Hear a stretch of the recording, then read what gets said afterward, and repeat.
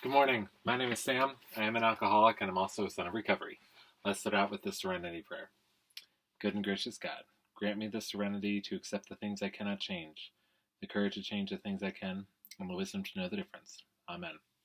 So, I am sad to say that I'm going to be finishing 12 Secular Steps today. This has been a phenomenal book. I've really enjoyed it. So, let's get in. Chapter 7, Long-Term Sobriety in Steps 10, 11, and 12. The life of every man is a diary in which he means to write one story and writes another. And his humblest hour is when he compares the volume as it is with what he vowed to make it. Quote by Sir James Matthew Barrie. Chapter summary. Steps 10, 11, and 12 are known as the maintenance steps because they monitor and protect the sobriety and personal changes we have put together up to this point. Step 10 is a daily inventory, an invaluable tool to keep us aware of our day-to-day actions, emotions, and motives. Step 11 renews our commitment to the principles and values we discussed in Steps 6 and 7. When combined, Steps 10 and 11 tell the story of who we are today and compares it to who we used to be. Kudos to you if they match up nicely. Step 12 goes beyond this sort of personal maintenance and suggests we contribute to the maintenance and mission of the 12-step fellowship that came through for us.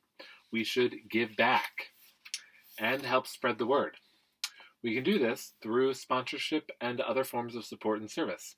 I strongly encourage recovered addicts to continue their membership and participation for as long as their circumstances allow. I'm going to speak to this for just a moment. I live in a very remote area up in North Carolina, and while there are meetings, they're not necessarily close by and would take some time to drive, which is actually no problem. Obviously, if I needed to go, I would do it in a heartbeat. I have, during the pandemic, I've maintained some friends who I regularly chat with just to check up on our sobriety together, and have kind of, kept a little group that way of us just communicating back and forth, making sure that everyone's okay, and if we need anything, we just let each other know. So that has been wonderful, but this is actually one of the ways that I've figured out how I can continue doing my 12th step work is by doing these videos, because I know that they were helping me. And reading the big book and reading all of these books has just been so helpful for me during the pandemic and during my sobriety that I thought, hey, maybe I could share this. So that is how I chose to do this. So I'm going to get off my soapbox now and continue reading. So, step 10, continue to take personal inventory, and when I was wrong, promptly admitted it. Step 10 inventory differs from those in steps 4 and 8 in that it's pocket-sized and convenient for daily use. We're not building a new house here, we're improving and maintaining one. Step 10 functions as vigilance against relapse and against a return of dysfunctional patterns as we identified in step 4. The steps were meant to be done in sequence, but if, my rebellious friend, you decide to do one out of sequence, let it be step 10. I encourage you to use it immediately after step 6 or 7. That's when I started using a daily journal, and it was immensely useful to that phase of recovery. And it is immensely useful to use a daily journal. I had a Panda planner, which a Panda planner, you can totally look that up and find them on Amazon, is a wonderful tool that has all of these prompts for asking you about writing down things that your gratitude list, writing down things you're grateful for, writing down things you're working on, writing down things you may need to improve on, and stuff like that. So it's super helpful. I found that to be immensely helpful during my early recovery. So, suggestions on how to journal for step 10. Start your inventory with whatever comes to mind at the end of the day. Events, things you did, things other people did, meaningful encounters, emotional or depressed frame of mind, bad or good news, or just another day. Then look for defects playing out in your actions or emotional reactions. Selfishness, dishonesty, resentment, fear, and anger are the defects to look for. Are there events or people you are struggling against when your strategy should be acceptance? Are you procrastinating on an issue and maybe tomorrow's entry should be an action on that issue? Pay special attention to self-centeredness in your daily inventory. My friend Abby points out that sometimes being self-centered is not so much that you are thinking about yourself, as it is how much time you spend thinking about yourself. As you go through the day, are you obsessing about you? Do you owe someone an amends based on today's journal entry? Examine your day for things that are going well. Reward yourself from time to time when you pull off a good day by doing the right stuff. Are you happy today, or at least content? Always be on the lookout for signs of impulsive or addictive behavior as they crop up in daily life. Are you still struggling with cravings and triggers? How strong a recovery program are you still working on a day-to-day basis? Daily journaling, diary, is an excellent tool through which to quickly inventory notable events, actions, or emotional reactions that occur during the day. Journaling like this will soon make real-time awareness and analysis of your actions and motives a habit, and that is so true. The suggestions above support maintenance, but you can use journaling for organizing your life and creative self-improvements as well.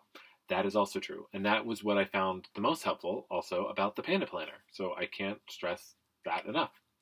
There's a potential in the empty page that you start out with every day. If there's a goal you want to reach, make a bargain with yourself to get an action entry on that goal today, no matter how small.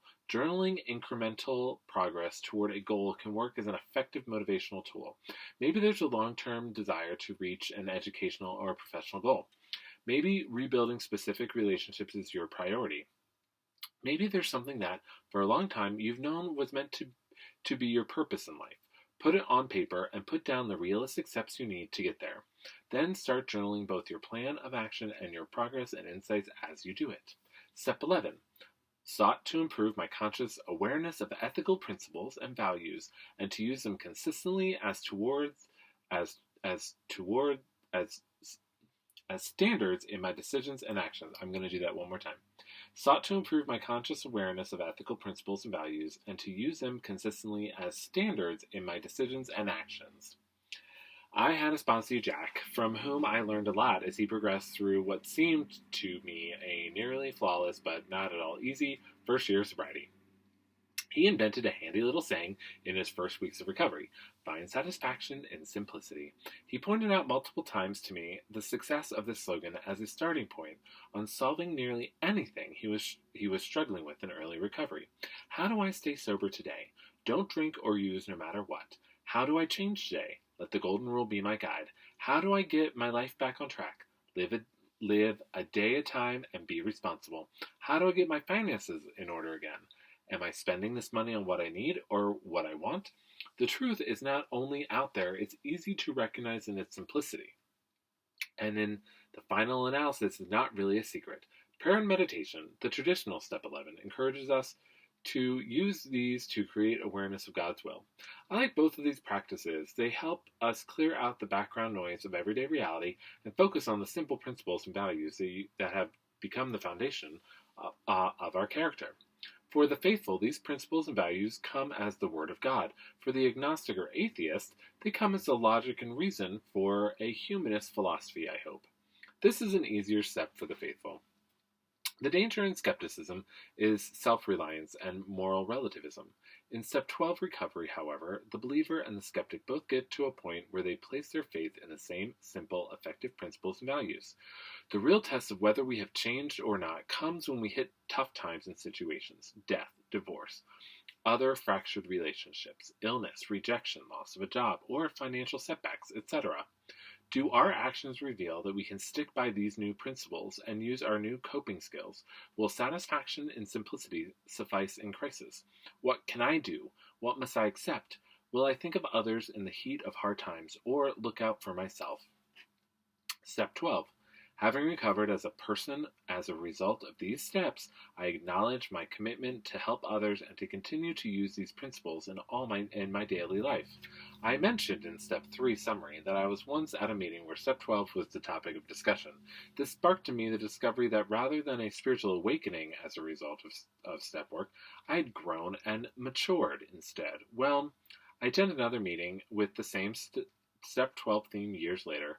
While sharing her thoughts on this step, a recovered addict named Rachel mentioned that days earlier she had attended a funeral for someone who had decades of recovery. someone much loved and respected by members of his home group. She said that after the service, she overheard various conversations about this man, and a common theme had developed. People did not talk about his career and education, both of which were impressive.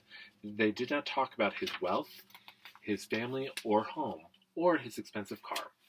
What they did talk about was how freely he gave of his time to others. They talked about how he had positively impacted the lives of others in this way. If we leave a legacy like that, we have not only overcome addiction, we've also grown past the self-centered nature of the addict, what Wilson referred to as the bondage of self. You do not need a prestigious education or wealth to be the patriarch of a large family, to leave a mark like the man's. In fact, he already had all that 26 years ago when, at 3 a.m., he sat at a table with a loaded handgun. He was wondering if he would blow his brains out that night or ask for help when daylight came. The bourbon in the half-empty glass nearby wasn't working anymore. Like me, and so many others, the man had a conscious contact with the crisis that forced him to take an honest look at himself. Once he knew the truth and accepted his addiction, there came the big question, what do I do now? He made his choice, and he chose well. That choice became his legacy. What will your legacy be? Well, this was just a really, really, really phenomenal book. I really can't recommend this book enough. So, yeah. I really love that little thing that his little sponsee created, the find satisfaction in simplicity. And that is truth. Find satisfaction in simplicity. So with that was 12 steps, 12 secular steps. I'm going to be picking up a little bit dated, but a really wonderful little book called Living Sober. Totally love this book, and we're going to start this one next. So,